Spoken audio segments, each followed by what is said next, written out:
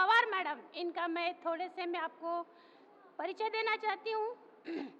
Madam MA Sanskrit Hindi, direct Sanskrit, धर्मशास्त्रों में शुद्ध विषय पर 6 किताबें लिखी है मैडम ने, पुस्तकें लिखी है। विश्वविद्यालय में दलितों, बहुजनों और स्त्रीवाद विचार पर विदेशों में भ्रमण भी किया हुआ है। अमेरिका में हार्वर्ड यूनिवर्सिटी में वेदों में शुद्ध विषय पर व्याख्यान दिए हैं। कनाडा समाज में व्याप्त जातिवाद, लंदन कांशी टीवी चैनल पर लंदन स्कूल ऑफ टेक क्या है मैडम इकोनॉमिक्स में आमंत्रण है। House of common, house of Lord पर विशेष रूप से आमंत्रित किया गया है। स्विट्जरलैंड बनेला में मानवाधिकार विषय पर भारत में दलित महिलाओं पर शोषण लेक्चर यूएसए में दिया गया। लेखन, अखबारों में लेख, कविताएं, कहानियां, विदेशी इटली विश्वविद्यालय में दलित शोषण पर लिखी हुई कहानियां पाठ्यक्रम में पढ़ाई जा रही है। पत्र पत्रिकाओं में कविताएं, कहानियां, टीवी स्टार प्लस पर सत्यमेव जयते पर जाति व्यवस्था पर विशेष चर्चा। DD news, Lok Sabha channel, Rajya Sabha channel, Dalit Dastak, Awaaz India news channel पर विदेश इंटरव्यू, सामाजिक संगठनों में भी सहभागी मैडम है। ऐसा इनका छोटे से इसमें हमने इनका परिचय दिया हुआ है। मैडम बड़े इसमें हमको विस्तृत रूप से पूरा अपना ये देने वाले हैं। मैडम को परिचय को बुलाने से पहले मैं उन्हें ये बैज भी लगाना चाहती हूँ। कई बार कह चुकी हूँ।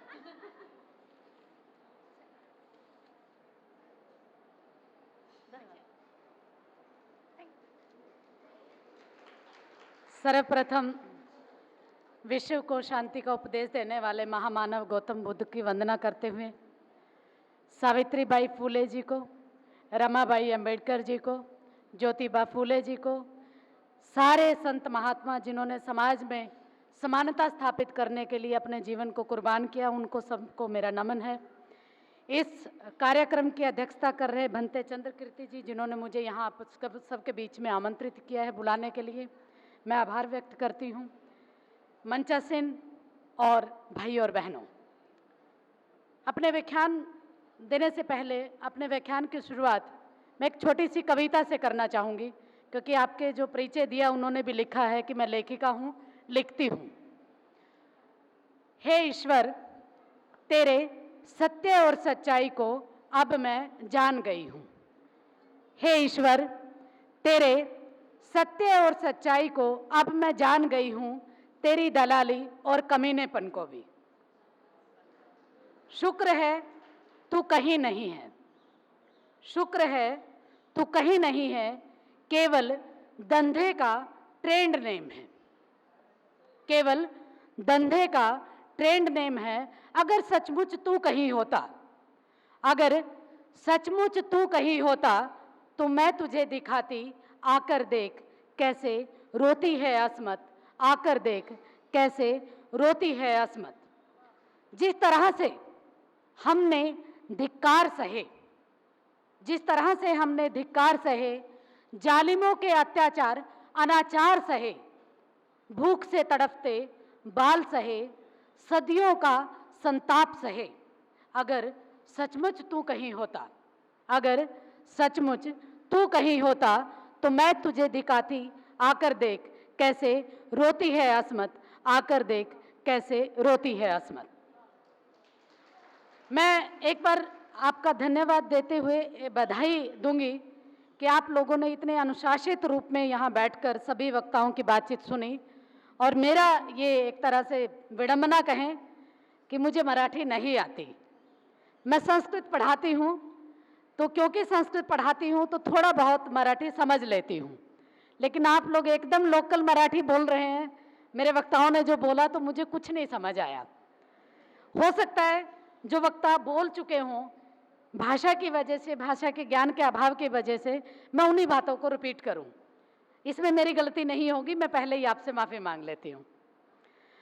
अपनी बात की शुरुआत करने से पहले मैं ये चाहूँगी कि जो विषय मुझे बोलने के लिए आज यहाँ पर दिया गया है वो है महिलाओं की शैक्षणिक स्थिति।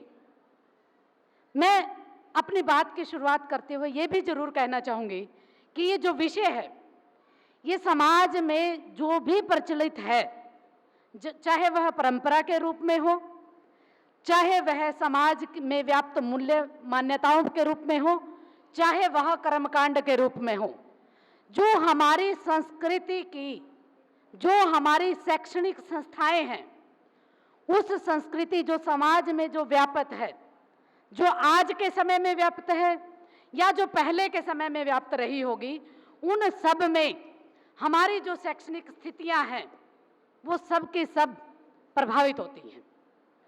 समाज में जो भी प्रचलित है, वह चाहे अच्छे रूप में हो या भोंडे रूप में हो, सामाजिक संस्थाएं उनसे अछूती नहीं रह सकती।